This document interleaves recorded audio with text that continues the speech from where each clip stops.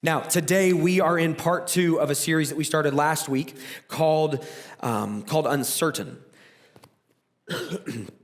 And I subtitled this series, Faith When You Don't Know What's Next. The series is really coming from 2 places. The first place is that, as is the case with every series that we ever do, with every message that I ever prepare, my hope is that it will help you at some point in your life and in your faith. If you walk with Jesus for any period of time, there's going to come a point in that journey where there's uncertainty in your life. And learning how to navigate that uncertainty from a healthy place is really critical to your faith growing and remaining healthy over the long haul. So that's the first place it's coming from. The second place it's coming from, if you were here last week or if you're on our email list, will not be a surprise to you, but I shared a big announcement last week about the future of City North and some uncertainty that we have. We were informed about a month ago that our landlords, we rent this facility, that our landlords were not going to renew our lease in 2024. And so that obviously creates a lot of uncertainty. Now, to be very clear, a couple things. Number one, that is not because there's any issue between us and Sunbury Christian Church. It's not because there's been any sort of conflict. It's not because we have a problem with one another. They feel that God is asking them to do some different things with their facility, and they've got to follow God in whatever he asks. Similarly, we've got to follow God in whatever he asks. So there's no issue between our churches. Secondly, I want to be clear that when I say there's some uncertainty, that doesn't mean uncertainty about do we have a future? Yes. It doesn't mean there's uncertainty around are we going to have a facility? Yes. But there's a lot of uncertainty around where that facility is, what the facility is, what it's going to look like in a very practical sense. Now, at the end of the day, a building's a building. But a building is kind of a big deal for a church, right? We want to be able to have a space we can gather and where we can worship. So we're in a season right now where there's a lot of uncertainty for us. And so the second place this series was coming from was talking about how do we, as a church family, navigate uncertainty together? What's that going to look like from the church's end? How are we going to go through this process and come out of it healthy on the other side? So those are kind of the 2 places that this message series is coming from. We started off last week by talking about a guy named Abram. And Abram, later on in his life, his name was changed to Abraham. So I may say Abram, I may say Abraham as I'm referencing him. Same guy, just get that out of the way. We started by looking at one of the first times that we meet Abram in the Bible. It's in Genesis chapter 12, and in Genesis chapter 12, God does this really interesting thing where he injects a huge amount of uncertainty into Abram's life. He comes to Abram and he says, hey, I want you to leave your home. I want you to leave your country. I want you to leave your father's household, and I want you to go to the land that I will show you. It's an interesting ask because God doesn't give him any specifics. He doesn't give him details. He says, go, and at some point, I'll show you where you're going. Well, Abraham obeys. He does it. As a part of it, God makes a promise. And he tells Abraham that he's going to make his family into a great nation. And that nation is going to be so great that they're going to be a blessing to the entire world. Now, we know the end of the story. Abraham didn't. But Abraham chose to trust that the promises of God would be carried through, that God could be trusted, that he was faithful, that his word was good. So eventually Abraham gets to this land called Shechem, and God says, it's here. This is your land. I'm going to give this to your family. And as you fast forward in the journey, what happens is that a couple generations later, Abraham's family finds themselves slaves in Egypt. It's kind of a long story as to how they got there, but they end up slaves in Egypt. At this point, they're now known as the nation of Israel. But the nation of Israel are slaves to the Egyptians. Well, while slaves in Egypt, they're there for about 400 years, and during that time, they grow significantly in numbers. Depending on the Bible scholars you read, they grew anywhere between about 30,000 to about 2.5 million. It's a wide gap. Regardless, the actual number doesn't make a ton of difference. Either way, that's a lot of people, right? 30,000, 2.5 million. I mean, 2.5 million's a lot more than 30,000, but 30,000 is a lot of people. Now, after about 400 years, God does a miracle, and he delivers Abraham's family from slavery in Egypt. As he does, they leave the nation of Egypt. Pharaoh says, "Get out of here, I'm sick of your people," and they leave, and they begin a journey eastward. Eventually, they land on the banks of the Red Sea, at which point Pharaoh realizes, I've made a huge mistake. I've just let a gigantic slave force leave. The people that are literally building my empire are now gone. I want them back. And so he gathers his armies and they set out on chariots after the nation of Israel. Well, Israel can see them coming. I imagine that an army of chariots stirred up a lot of dust. They can see the dust coming. They're like, oh no, Pharaoh's coming. They're trapped against the Red Sea, and God does another miracle. He sends a pillar of cloud that Pharaoh and his armies can't get through. And at night, the pillar of cloud turns to a pillar of fire. And in the meantime, God divides the Red Sea, creates dry ground in the middle of the sea. The Israelites pass through. Then God removes the pillar. The Egyptians follow, and God closes the Red Sea on the Egyptians, delivering Israel once and for all from the hand of Egypt. It's an incredible story. I want you to file away the pillar of cloud and the pillar of fire for a moment, because we're going to come back to that. They show back up later in the story. Today, what we're going to do is we're going to take a look at what the next step is. Last week, I tried to identify kind of the foundation of what it looks like to have uncertainty, or of what it looks like to have faith in uncertainty. And as we looked at Abram's story, we talked about the fact that God is faithful to his promises. We see that throughout the scriptures. We see it all throughout the Bible, beginning to end. We see it in huge ways in Abraham's story. We talked about the fact that because we know, based on the biblical evidence and based on the evidence in our own lives, because if you walk with Jesus long enough, again, you're going to face uncertainty, but you're also going to end up with stories that you can look back on and say, I didn't know then why this was happening, but I can see now that God was good, that he provided for me, and that he was faithful to me in it. I talked about our own story as a church and some of our ups and downs. And I talked about how God had been faithful to us time and time and time again. And so we talked about the fact that because we have this evidence that God can be trusted, because we know that his promises are good, that he will fulfill them, we can have faith that in the future, God's promises will be fulfilled. So we have the evidence that that God's word is good, so now we have faith that God's word will be good. We're going to talk today about the next step in that, because to know that truth is important. I mean, it's critically important. If you missed that, by the way, you can always catch up on YouTube, youtube.citynorth.church. Also, my team is ready to kill me because I haven't updated our website in like 2 years. So we're going to be fixing that, and our messages will soon be back on our website also, because they're great. That's an aside, but you can always catch up on YouTube. If you missed that, it lays a foundation. God has been faithful to his promises. God will be faithful to his promises. But just knowing that truth isn't enough. We got to go somewhere with it. How do we have faith in uncertainty? What we're going to do is we're going to take a look at the next step in Israel's journey. They've been delivered from Pharaoh's hand through the Red Sea.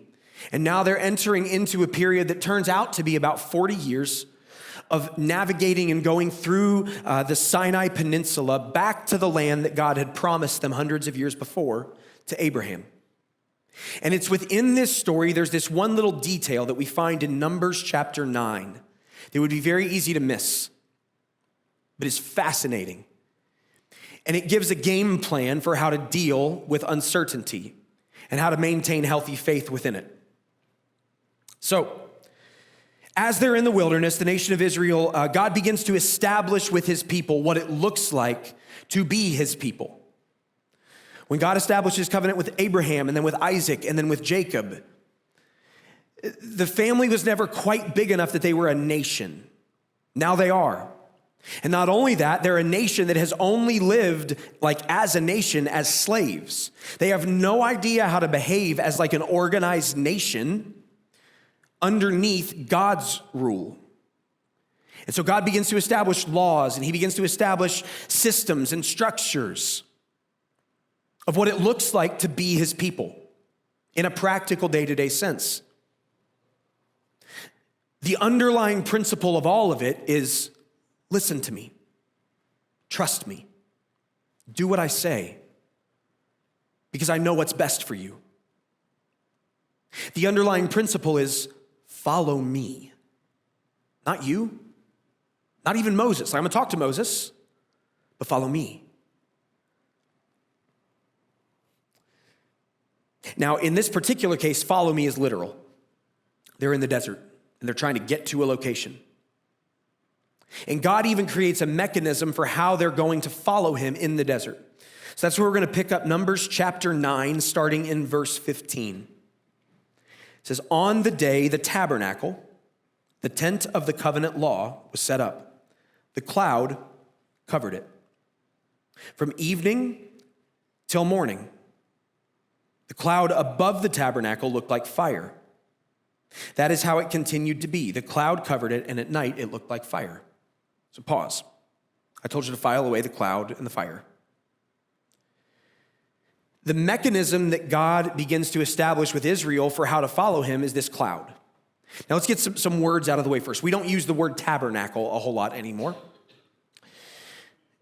I want you to imagine in your mind, whether you like 30,000 or 2.5 million, I want you to imagine this nomadic people group traveling through a wilderness. The Sinai Peninsula is just desert. It's barren. Nomadic people group traveling through the wilderness. Some of them have tents. A lot of them are just sleeping out under the stars. Well, there's one tent in particular that they reserve as the dwelling place of God. He is our God. We're his people. We want a place for God to live amongst us. And so they establish the tabernacle. It's just a tent, but it's a special tent. It's a tent that only at the time Moses can enter. Moses is their leader. Moses is the only one that can enter the tent. He's the only one that can enter the dwelling place of God and talk to God one-on-one. And the symbol of the presence of God is the pillar of cloud that at nighttime turns to a pillar of fire. Now, if you imagine this situation, there's, thousands, hundreds of thousands, millions of people, just people everywhere, but there's this one set apart place with a cloud that everyone can see. And the cloud and the fire would have been very, it would have been very motivating to the nation of Israel, I imagine. Because just a short time prior to this, God had used the same cloud and the same fire to miraculously deliver them from Pharaoh. And so if I'm one of the Israelites in this scenario and I'm going, I've lived my whole life as a slave. I always believed that God loved us. I heard the stories from my father and from my grandfather and through the generations that God had established a covenant with us. And finally, God showed up and came through in this miraculous way. And then we thought that we were going to be killed by the Egyptians. And then God showed up again with this cloud and this fire. So yeah, I'll follow that. It's not hard to imagine why they would follow a pillar of cloud in this scenario. The pillar of cloud had come to symbolize for them not only deliverance, but the very presence of God. And as the story continues, that becomes important. It says, whenever the cloud lifted from above the tent, the Israelites set out. Wherever the cloud settled, the Israelites encamped. At the Lord's command, the Israelites set out, and at his command, they encamped. As long as the cloud stayed over the tabernacle, they remained in camp. So the cloud and the fire become not only the thing that symbolize the presence of God and show where he is, but it now becomes the thing that they literally follow. This is the mechanism God uses to say, go where I go. Well, God, how do we know where you're going to go? Watch the cloud. Just go when it goes. So at this point, the Israelites are simply following God. And that's a pretty easy assignment when you've got the cloud fire pillar that has already saved you from Pharaoh. But it gets more challenging as the story continues. It says, when the cloud remained over the tabernacle a long time, the Israelites obeyed the Lord's order, and they did not set out. Sometimes the cloud was over the tabernacle only a few days. At the Lord's command, they would encamp, and at his command, they would set out. Sometimes the cloud stayed only from evening till morning, and when it lifted in the morning, they set out. Whether by day or by night, whenever the cloud lifted, they set out.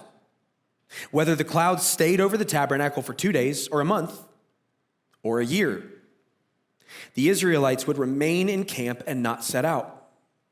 But when it lifted, they would set out.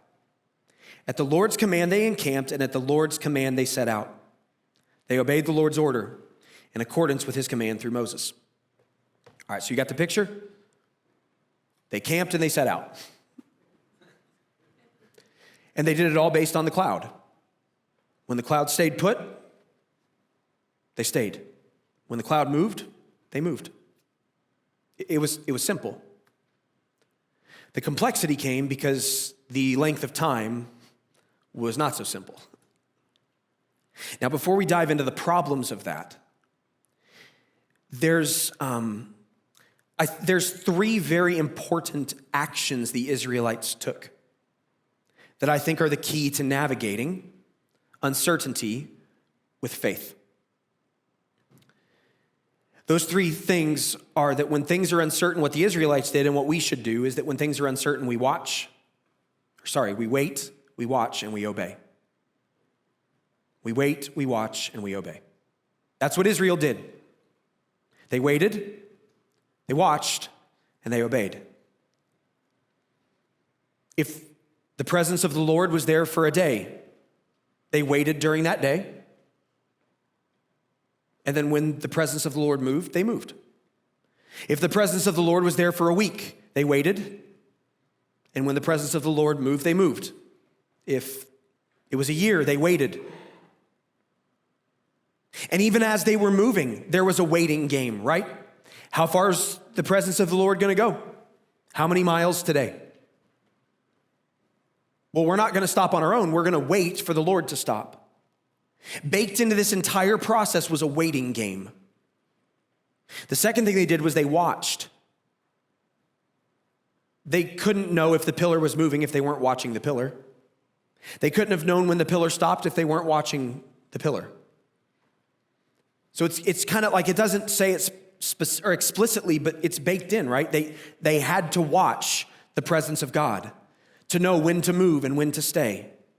So they waited and they watched. And then ultimately, the most important step was that when the time came, they obeyed.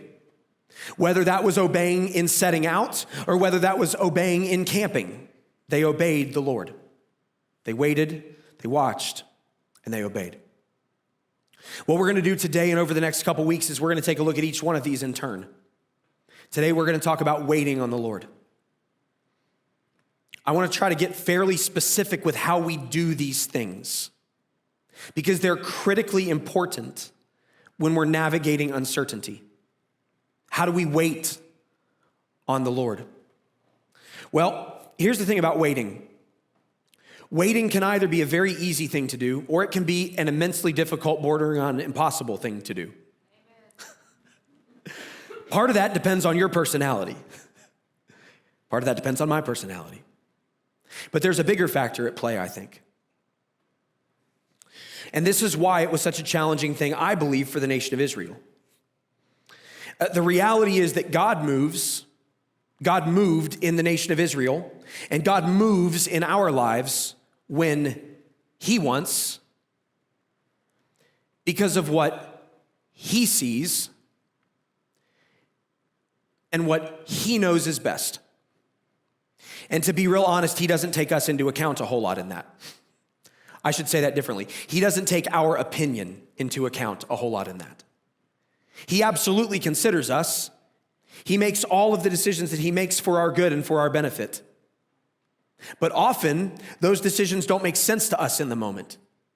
because we can't see what he sees. We don't understand what he understands. Now, this is a challenge because of math. We're doing a little math. That sound good? Who loves math? Anybody love math? Yeah, I got a couple. Who hates it? Who's like, I'm gonna leave. If I could leave right now without like it being super awkward, I would leave because you said math. I liked math when I knew math. Funny thing, I haven't used math in a lot of years that I can't just like use a basic calculator for, so I don't know any math anymore. But I liked it at one time. So this is simple math, don't worry. We're gonna do a little equation, all right? This, and I call this set of equations, I call it the waiting gap. So when God's time is less than or equal to my time, that equals happy, right? When God's time is less than or equal to my time, that equals happy. Now look, even if you don't like math, that's a pretty easy one to follow, right? When God's time is less than or equal to my time, I'm happy. So let me give you a scenario where this might play out. We'll use like kind of a serious big deal life scenario. Let's say that you just up and lose your job. Well, that's a big change. That creates a lot of uncertainty. So now you go to God because you believe that Jesus is who he says he is. You believe in God. He's your rock. He's your anchor. You're going to go to God with it. You're like, God, I don't know what's going to happen. I don't know why this happened. Like, I need you to provide something for me in a big way. And you're looking at your finances and you're like, okay, I know that I've got like, let's just pull a number out. I've got 3 months where like, I know I'm totally good. No income, no big deal. Some of you are like 3 months. It's like 3 days. That's fine. Make it 3 days, whatever it is for you. Like, you know, there's a period of time where you're like, I'm good with that amount of time. It's like, God, I need you to come through. I need you to come through. And a day passes, and 2 days passes, and 3 days pass. And all of a sudden you get a call from an incredible company. You get a job offer on the spot, like miraculous kind of thing, right? It's a promotion. It's a pay increase. You're like, God is so good. He's amazing. Look what he did, right? You're thrilled, you're happy, because God's time was less than or equal to your time. But there's another side of the equation, which is that when God's time is greater than your time, that equals worry. That equals fear. So when God's time is less than or equal to my time, I'm happy. When God's time is greater than my time, then I have worry and I have fear. And often in very significant ways. So let's tease the scenario out again. You lose your job. You know, you've got 3 months. A month passes. You're like, it's all right. God's got this. 2 months pass. You're like, it's all right. God's got this. 2.5 months. You're like, pretty sure God's got this. 3 months. You're like, God, you got this? 3.5 months, 4 months, 5 months. Nothing. Now what? Are you happy? Probably not. I mean, I don't care who you are. I don't care how much faith you have. It's hard to be happy in that scenario. So I call this the waiting gap. There's a waiting gap all the time. Sometimes the waiting gap is very short. And when the waiting gap is very short, that's easy. It's easy to wait and to watch and obey when the waiting gap is tiny. But man, when that waiting gap gets bigger and gets bigger and gets bigger and gets bigger, it's hard to watch and to obey. This is one of the most dangerous and difficult aspects of faith in God. Because worry and fear do funny things to us. Worry and fear cause us often to grab for control. And when we grab for control, we often lean on our own wisdom and our own understanding. And in the worst of situations, we will try to bend reality to make us feel safe. Because we don't like the unsafety of feeling like we don't know what's going to happen next. Worry and fear are dealt with constantly throughout the Bible for this exact reason. Because when we are too worried, when we are too afraid, when we start to grab for control, when we start to bend reality to make us feel better, what happens is we play God. And we take from God his rightful place of authority in our lives, and we put ourselves in that position. Now listen, we don't do that on purpose, but that's what happens. And so the waiting gap can be so dangerous. And if you followed God for any period of time, there will be times where this happens in your life. A thing happens and you wait and you've got your timeline in your head. And even if you're not a planned person, like subconsciously, you've got a timeline. And you wait. And sometimes God comes through on your timeline and it's great. And sometimes he doesn't. And you're left dealing with all the emotional baggage that comes along with that and trying to figure out, what do I do now? In the worst of situations, this waiting gap can cause people to lose their faith entirely.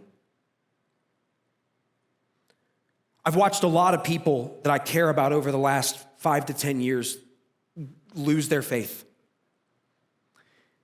And every story's unique and every story's different, so I'm gonna make some blanket statements that are definitely not gonna be applicable to everyone.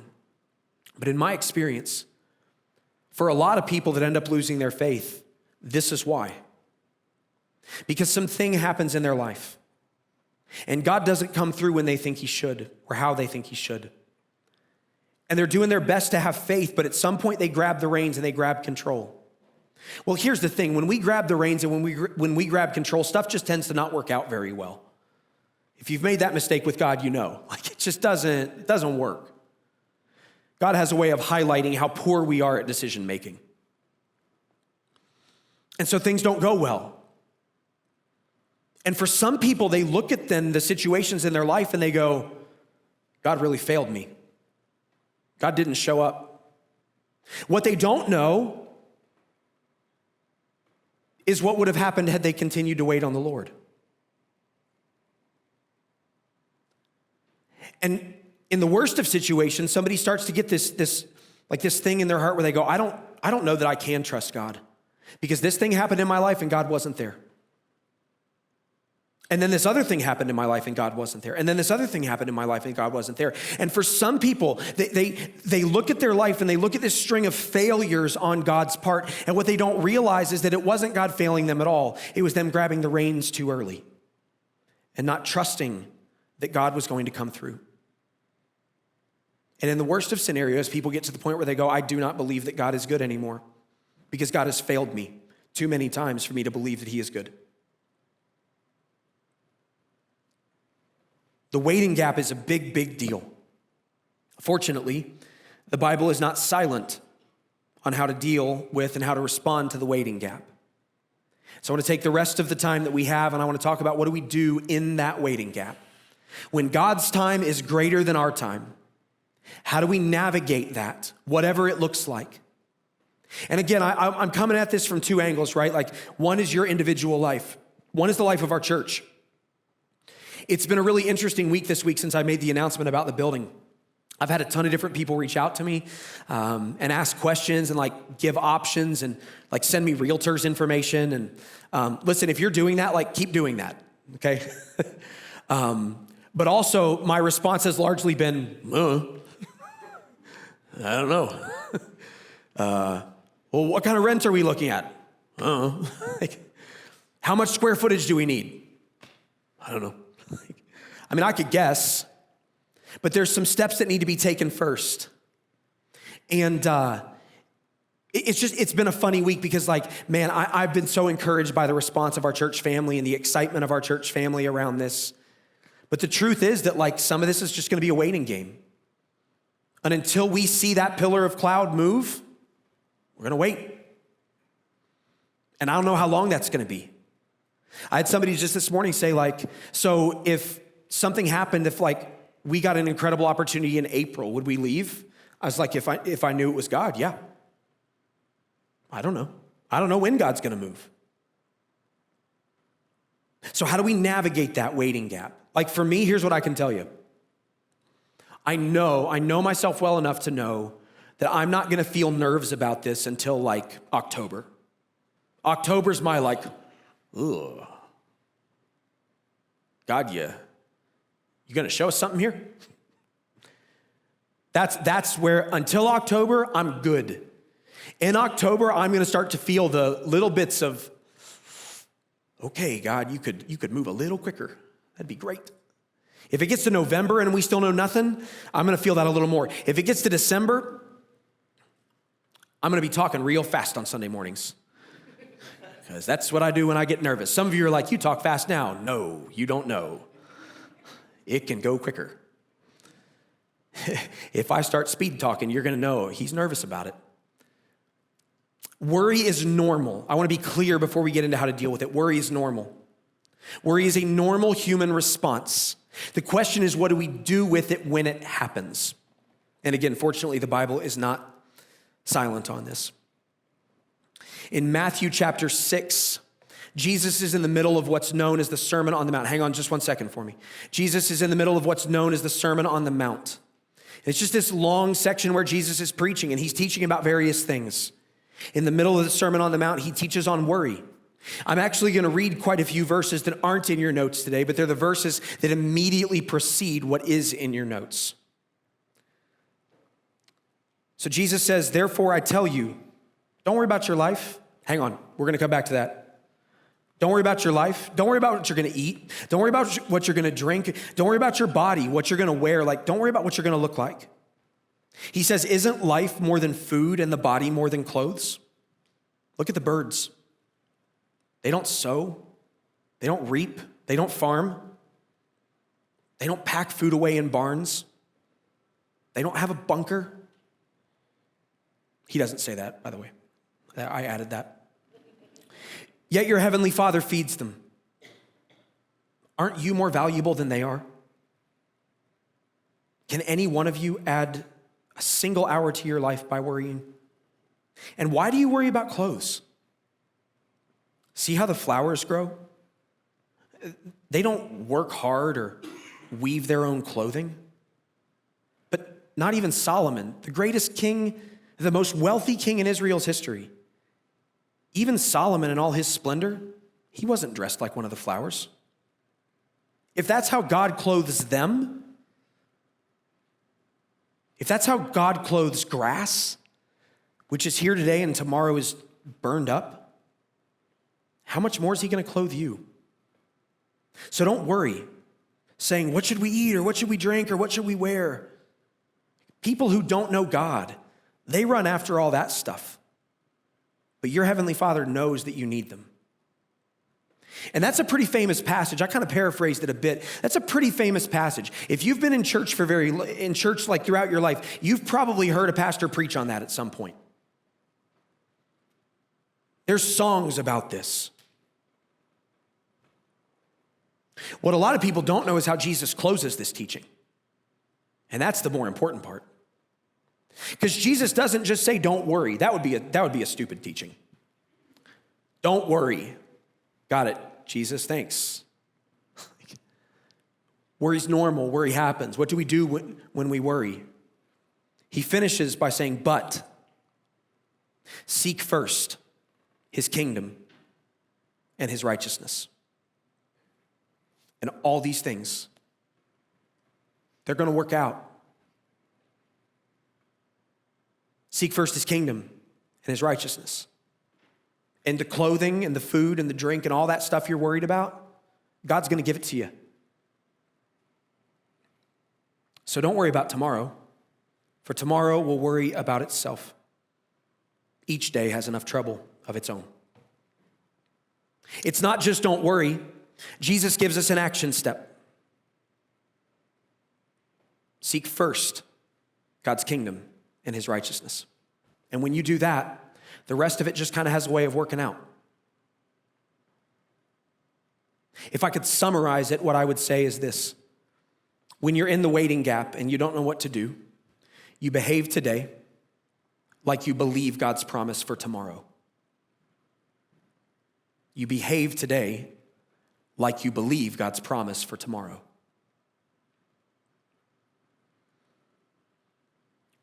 You seek first God's kingdom and his righteousness.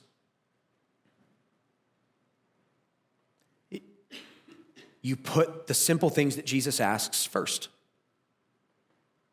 You don't pursue the stuff that's coming because you know God's going to provide for it. You don't force those things into existence because today you feel scared and unsure. Rather, you pursue God's kingdom and his righteousness. You act, you behave today like you believe that God's promise tomorrow is going to happen. Period. End of story. No questions asked. And you believe that because you already know that he's come through time and time again. He's never failed you. So today, you focus on bringing the kingdom of heaven to earth. You focus on loving people. You focus on serving people. You focus on making much of Jesus and very little of yourself. You focus on doing the things that God asks. That's it. Because you trust that tomorrow will be okay. Well, then what happens when you get to tomorrow? Well, you behave tomorrow like you believe God's promise for the day after tomorrow. That's the thing is, when you start to put this into practice in your life, tomorrow never quite matters as much because you're locked in on what you can do today to seek first God's kingdom and his righteousness. And to be very clear, scholars actually differ a little bit on what exactly Jesus was getting at when he said that. So I'm going to give you my well-read and informed take. There are a couple of different opinions. Ultimately, what I think that it means when you read the words of Jesus throughout the New Testament, throughout the Gospels, Jesus often talks about what the kingdom of heaven looks like. He often talks about it in terms of like parables that talk about how people live day in and day out. Jesus very tightly coupled what the kingdom of heaven looks like with how his followers should behave here and now.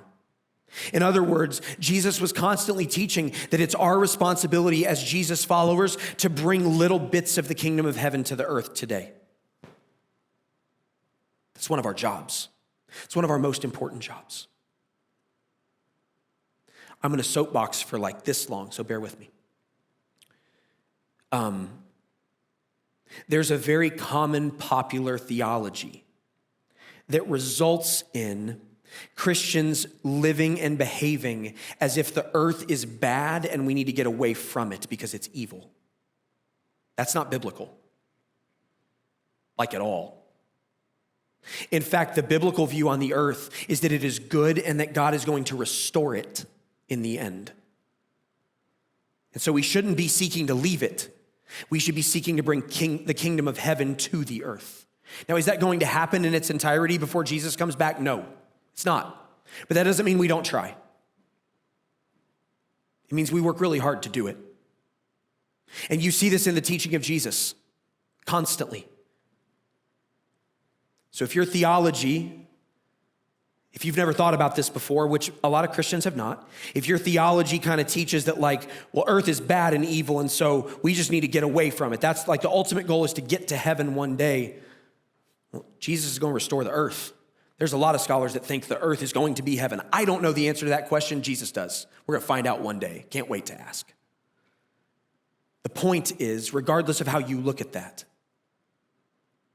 it is clear in the teachings of Jesus that our job is to bring heaven here now. That's our job. Bring heaven here now. Bring heaven here now. What does seek first his kingdom and his righteousness mean? It means bring the kingdom of heaven to earth. How do we do that? Read the words of Jesus. He talks about it constantly. The kingdom of heaven is like a mustard seed. There's so many examples. Read the words of Jesus. I mean, I could give them, but we'd be here a long time, so I won't do that. What does it look like to seek first God's kingdom and God's righteousness? Seeking first God's kingdom looks like bringing the kingdom of heaven to earth. Seeking first God's righteousness means living in a way that mirrors Jesus to the world. It means living the way God asks us to live because we believe that he is who he says he is, and we believe that Jesus died for our sin, and we believe that Jesus died not only for our sin, but for the sins of the world. And so we are going to reflect Jesus in all that we do so that he gets the glory and not us. Because when we do that, people want to come home to God. So seek first his kingdom. Bring the kingdom of heaven to earth now. Seek first his righteousness. Live in a way that reflects Jesus in all that you do so that the world will know the Father. That's what you do in the waiting gap. Does it mean all your worry will be gone? No, it doesn't. But it gives you something bigger than your worry to focus on. It gives you a mission and a purpose. I mean, Jesus says it right here. Is not life more than food and the body more than clothes? I think were Jesus here today, he would say, is not life more than the next paycheck? Is not life more than the new car? Is not life more than the new iPhone? Is not life more than the PS5? Is not life more than the third sports league this season for your child? Is not life more than? Seek first his kingdom and his righteousness. And all those things God's going to take care of it. Here's what I can tell you. I've done this well and I've done this poorly. I've spent my entire life doing the best I know to serve the Lord. I've been working out this Jesus thing for 32 years at this point. There have been seasons where in the waiting gap, I have followed Jesus well, and I have trusted him, and I have waited, and I've watched. And when the cloud moved, I've obeyed. And there have been seasons where I've done it real poorly. There have been seasons where I got real impatient. And I lost sight of what mattered, and I grabbed for control. And I tried to shift reality to help me feel more at peace. And in every time I did that, it turned out badly. And I wish I could say that I was 100% on this now, but I'm not. I wish I could say one day I'll be 100% on this. I may be, I probably won't be. I wish I could say one day you'll be 100%. You probably won't be. But here's what I can tell you. That without fail, when I have waited on the Lord, he has provided more than I ever could have imagined in ways that I never could have imagined. He has been faithful and he has been good. There has never been a situation where I have waited on the Lord to move and in the end I went, that didn't turn out very well. Ever. The biggest lesson that I've learned over the last 6 years as a pastor, as the pastor of this church, is to wait on the Lord. Oh my goodness, the number of mistakes we made along the way. But every time we've waited on the Lord, every time he has provided for us in unbelievable ways. So as a church family, here's what I can tell you. We're going to wait on the Lord. We're going to wait for the cloud to move. I'm hoping that sooner than later, but it might not be. In the meantime, what we're going to do is we're going to prepare. We're going to strategize. We're going to plan. I'm going to get some people around me who are great at that because that's not really my jam.